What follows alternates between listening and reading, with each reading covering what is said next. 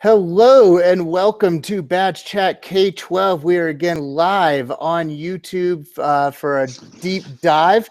Our guest this week is Dr. Randall Sampson of Liberty Leadership. Randall, thank you so much for taking the time to join us. Hey, how's it going? Sorry, my mic fell out there. I'm sorry. The golden rule of ed tech is there will be issues. There we go. There we go. All set now.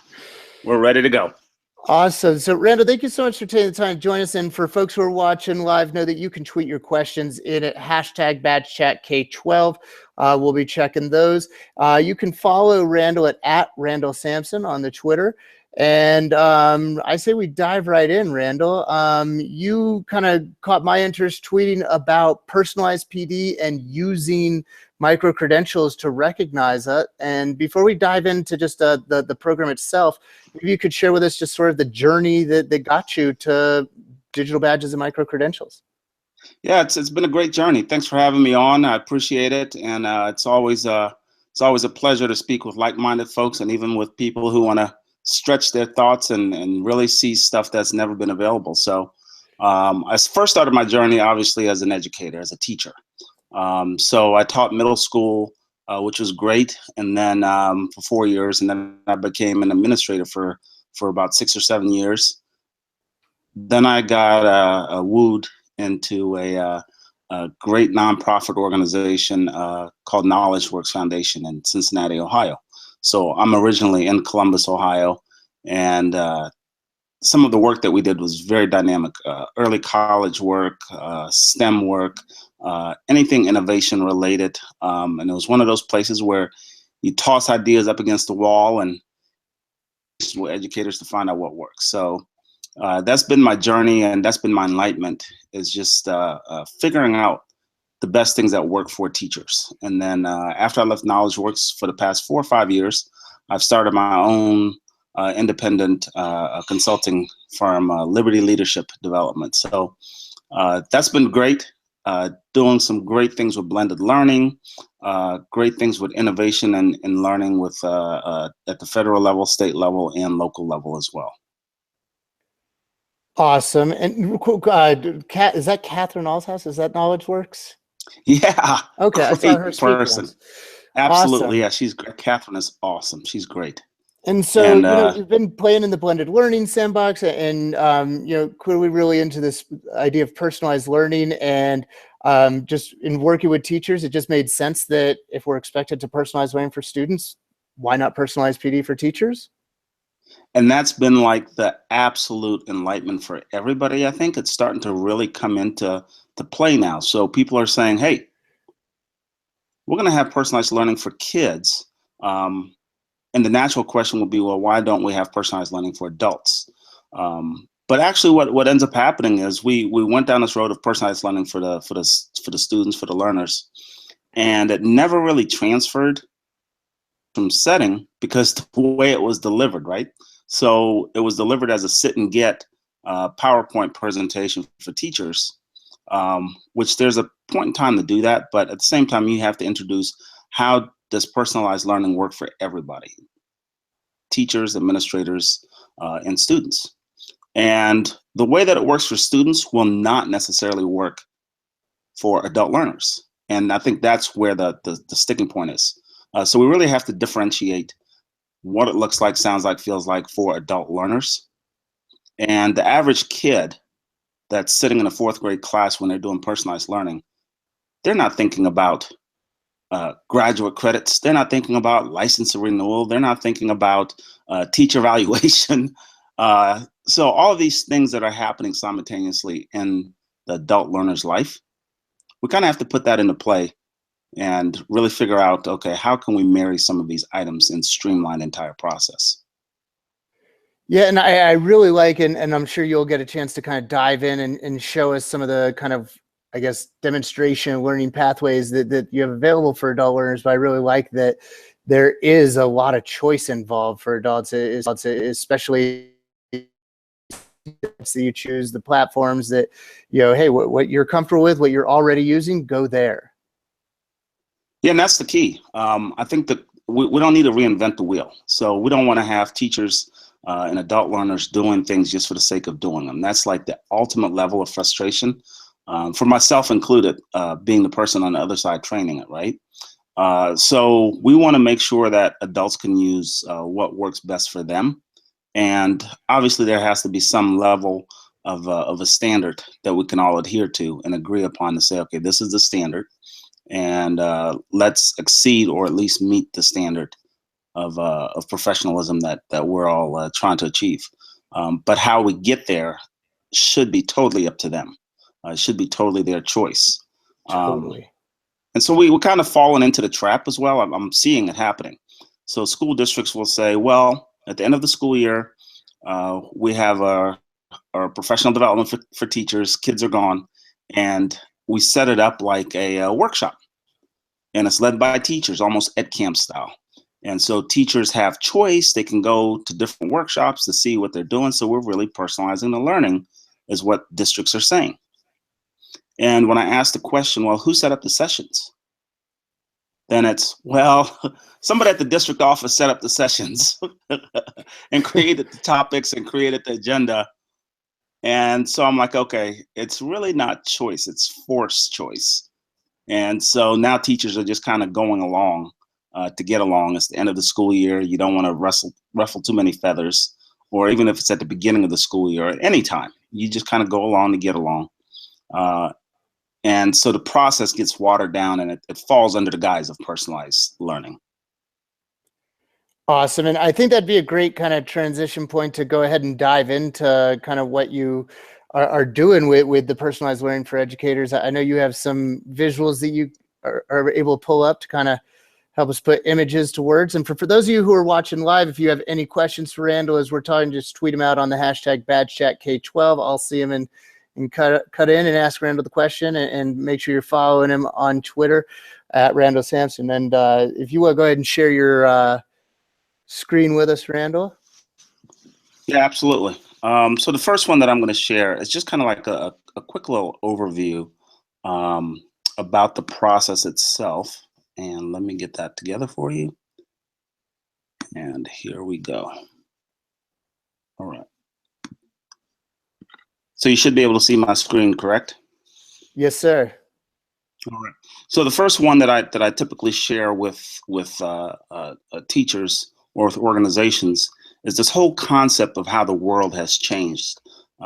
Instead of us looking for a solution to tomorrow's problems with yesterday's keys, we really have to change the entire key system. We have to change the entire door that we're going through.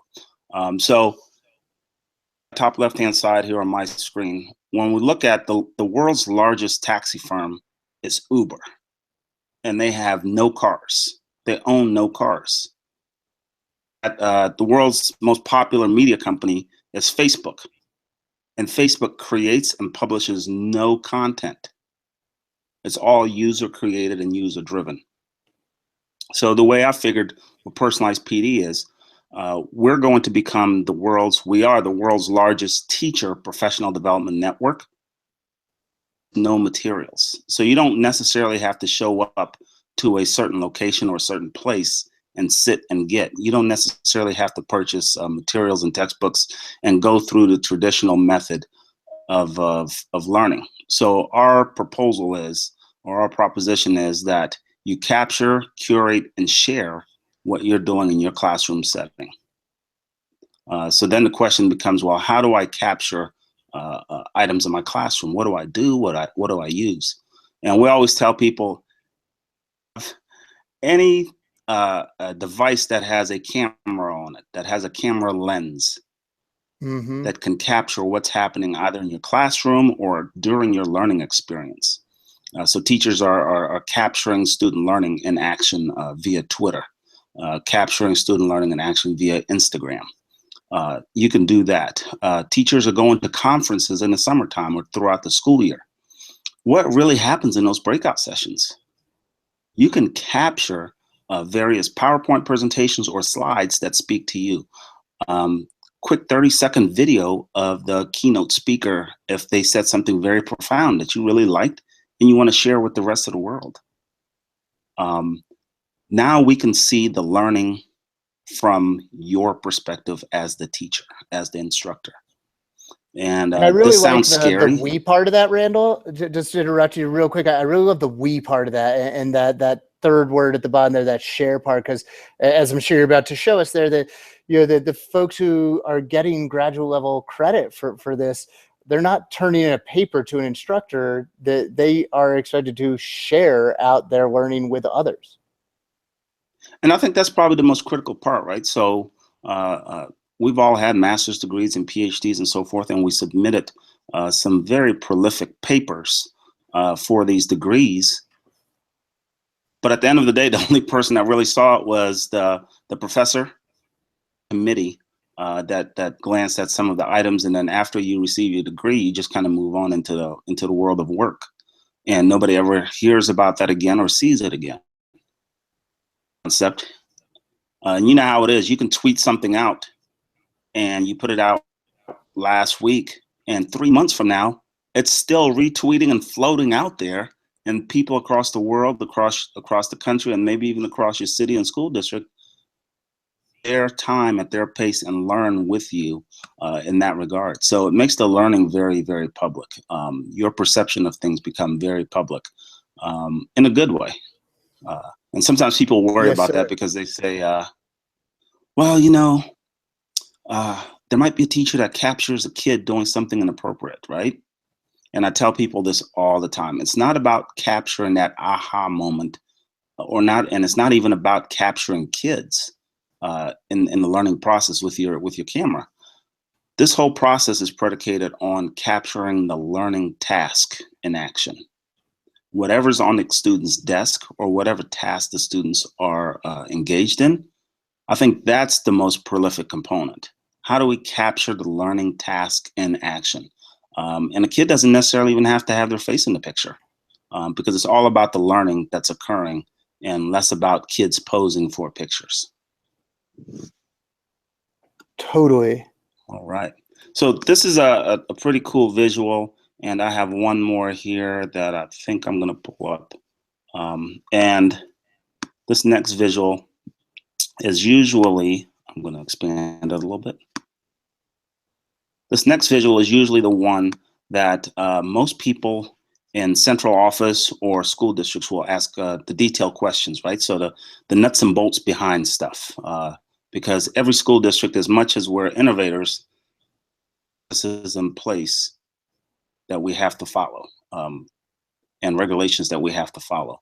So really helps explain to a school district what personalized PD is all about. The ability to use your social media tools or any digital tools to enhance your district's or your school building's initiatives. Personalized PD is not about doing yet another task. It's about what you're doing in your school district and figuring out what's the best way to explain this concept as you are implementing it. And implementation will look differently across districts. It'll look differently across school buildings, and it'll definitely be different in classrooms because we have different kids and different combinations of kids. So it should look different. And this really helps people just capture it, how that differs from class to class and from student to student. And like I said, here are some of the details that kind of talk central office folks, principals, and your department heads through why we need to use this. So for instance, educators use personalized PD to either earn grad credit. And depending on what school district you're in, depending on what part of the country and what state and local politics, gain vertical movement up the pay scale. So in some school districts here in Ohio, in Michigan, and New York, New Jersey, and so forth, in the Midwest, teachers can actually, for every grad credit that they earn, they build towards increasing their pay scale, which is a point that I always avoid to talk about. And I don't know if you're a football fan or not, but when I saw Kirk Cousins get tagged as the franchise for the Washington Redskins, and he was kind of complaining about it.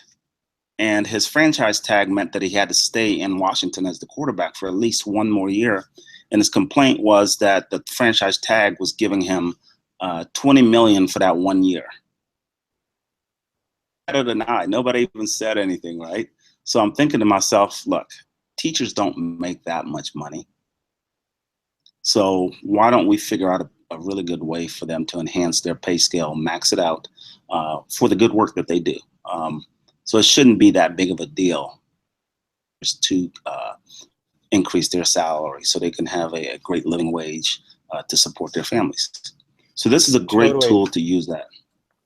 And so how did you get on to connecting the course to actually credentialing it with using digital badges? Yeah, so one of the things that I do is when I first started out, I said, okay, I'm going to offer these courses, a couple of them, just to kind of talk to people through it.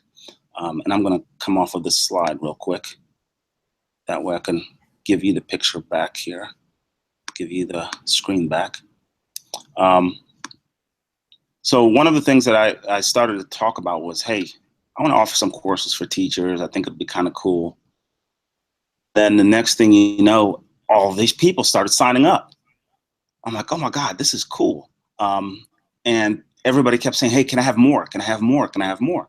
So I added more credits to it. So now it's up to 6 credits because in most states, you need about 6 credits to get your license renewed. So then I thought, well, everybody seems to have some common theme process. So why not provide a badge or some kind of a credential that goes with it?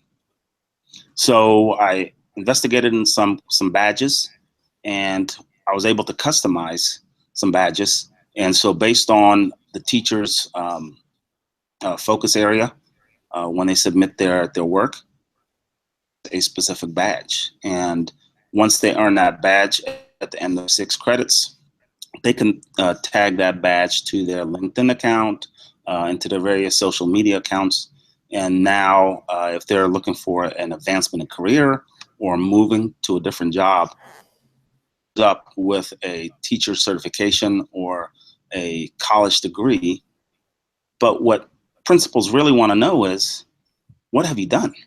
How have you made a difference? And where's the evidence showing that? So I see this teacher has a badge on their LinkedIn account, and the badge will insert a link to their work that they submitted. And now I can actually go to all of their tweets, their Storyfy, their Instagram, anything that they've submitted, their Google Slides that they've submitted, any artifacts that they've submitted to see the authenticity of this person's work.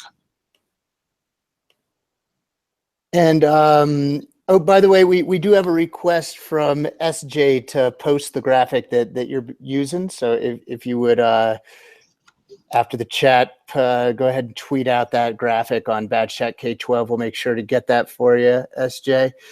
And I'm curious, people are definitely going to want to know, which badge issuing platform are you using to actually issue your badges? Yeah, so one of the things, I've had some great conversations with folks, and trying to keep the costs down, because with everything else, there's always a cost associated. So the more cost there is, the more teachers have to pay. So I found a great place to go, Credly. Credly is a place where I can go and create some customized badges. And I think it's a good process. It's a very clean process. And they issue free badges up to a certain amount. But I think we're getting to the point now where we have so many people signing up that I'm going to actually purchase the enterprise version, and the cost of the process for the grad credit will not go up. So I think once we hit a certain number of people, that will keep a sustainable business model that will keep the costs low. We can continue to use Credly. Awesome. And were there any sort of design, I guess, feature requirements that you had that you were specifically looking for that led you to use Credly? Yeah, I think the what were biggest some of the part was, boxes they check? Yeah, some of the biggest part that I had, request that I had was the ability to share your badges on social platforms.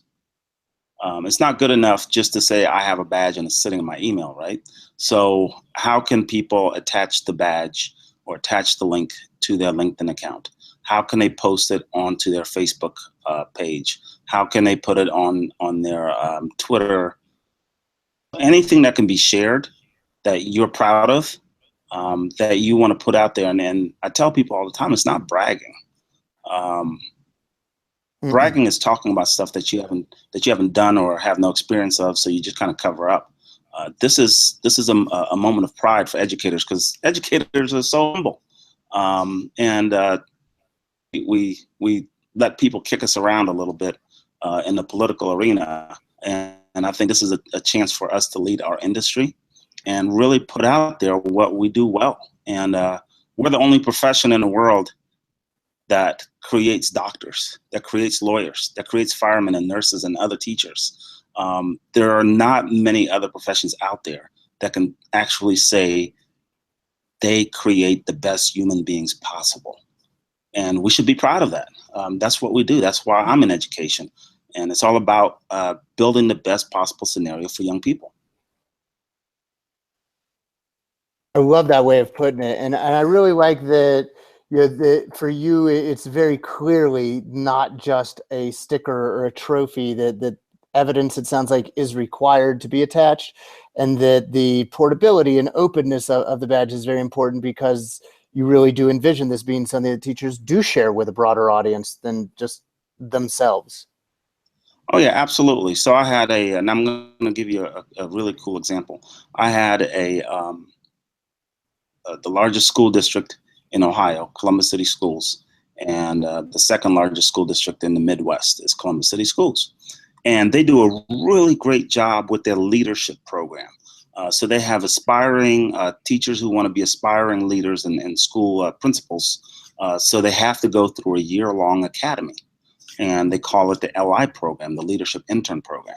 So they have to do an internship for a year in a building as an administrator and kind of do all the grunt work and just kind of make sure that this is actually what you signed up to do, that you really want to do this and that you're going to excel at it and do it well. And so Columbus City Schools, one of the directors came to me and said, hey, we really want to explore using your process. That way our LIs, our leadership interns, can capture from the beginning of this internship process what it looks like all the way through the end. That way they can have a reflective tool or look back when they're done with it.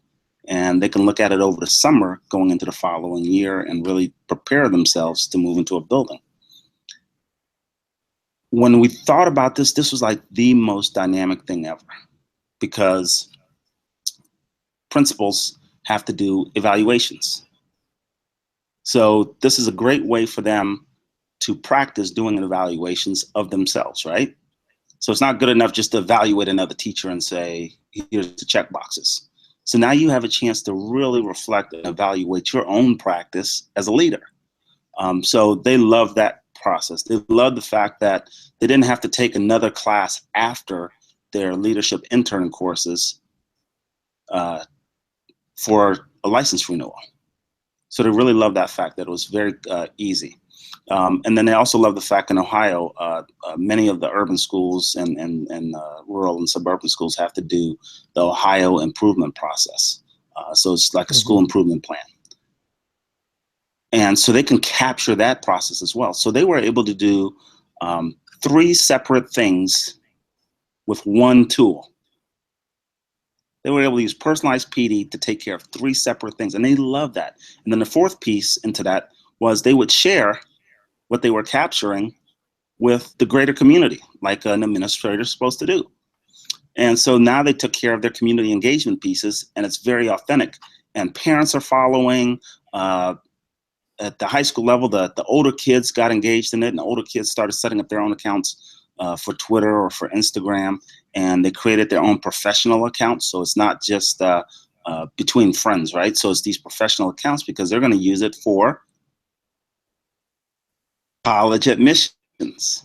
So now they have their own portfolio for their college admissions. So it's really been a dynamic process that's transpired over the course of 1 year with this specific group of administrators and practicing administrators. And that's like a clear example of how to leverage one tool to do more, spend your time doing the things that you love to do, which is working with kids and working to lead your building.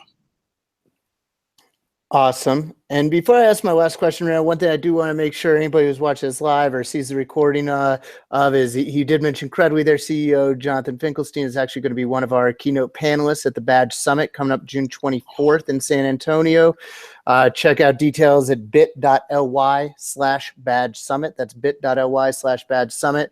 There will be a number of thought leaders from literally all over planet Earth, not just Credly in New York, California, but we've got folks from Finland and Oregon and Canada, and really coming from all over, some of the real thought leaders in the digital badge micro-credentialing space to come learn and share with us. That's June 24th in San Antonio, the day before ISTE. So definitely check that out and get a hold of me if you have any questions or want more details. And Randall, one last question that I have before, because I don't want to be disrespectful of people's time here, but with the courses being aligned with a graduate school there at Sioux Falls, have you had conversations with them about actually endorsing the digital badges that get issued? Yeah, so or is I that had already that happening? conversation.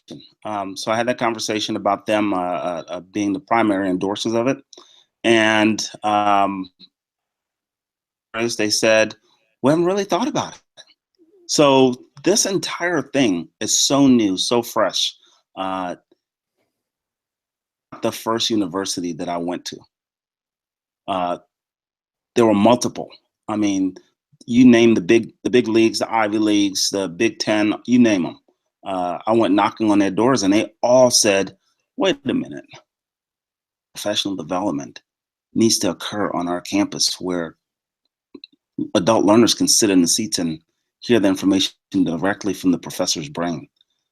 So knew that they said, "We haven't even thought about it, rolling it out," and they were just so elated that I'm on board and that I'm maxing out their capacity at this moment, because they didn't plan for me to be there and have all these people like enrolled and having fun and enjoying it, and constantly emailing them saying, "Hey, can we get more of these classes?"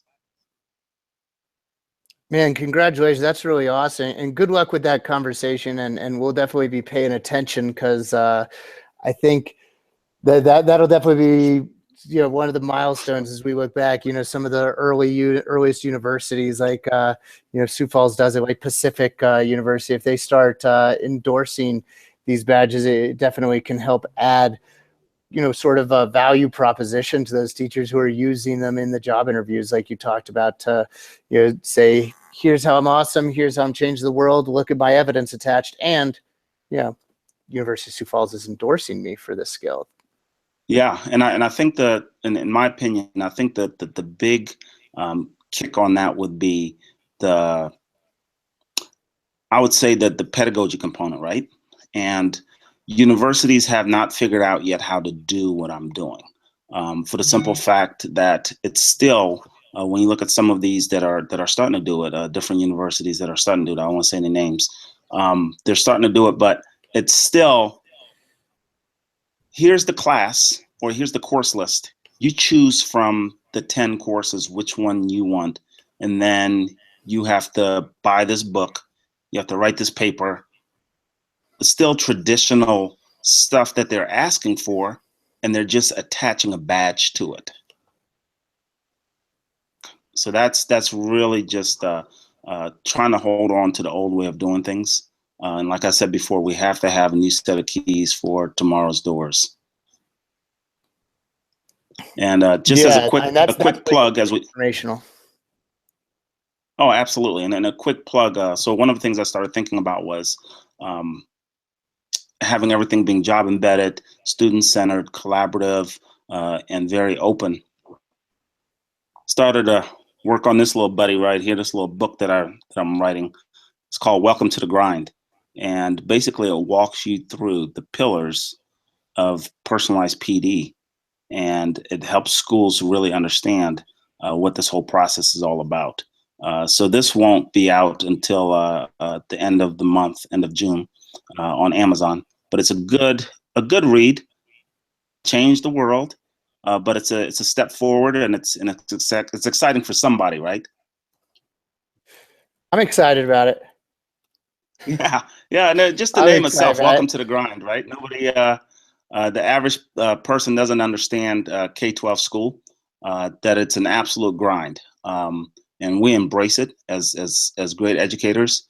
But everybody says, "Hey, I can teach 180 days. Oh yeah, no problem. I can get into that." Until you actually have to do it, you gain a new respect for the hard work that teachers are actually doing. And I tell people this all the time: walking into a school building in our profession, it's like walking into a crock pot. You know, at 179 days, the meat's starting to fall off your bones, right?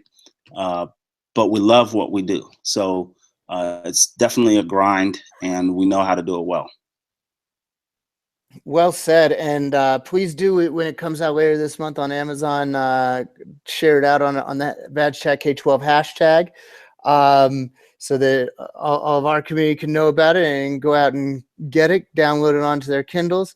Randall, thank you so much for joining us. He is Dr. Randall Sampson, sorry. And you can follow him at Randall Sampson on the Twitter. My name is Noah Geisel. I'm at Senior G on the Twitter. And this is Badge Chat K-12. We do this every Monday, although we'll probably be taking July and the first part of August off. But thanks everybody who watched this live, and to those of you who watched the recording, don't hesitate to reach out. We are a year-round community that's here to serve you and meet your needs. Randall, thank you so much for joining us.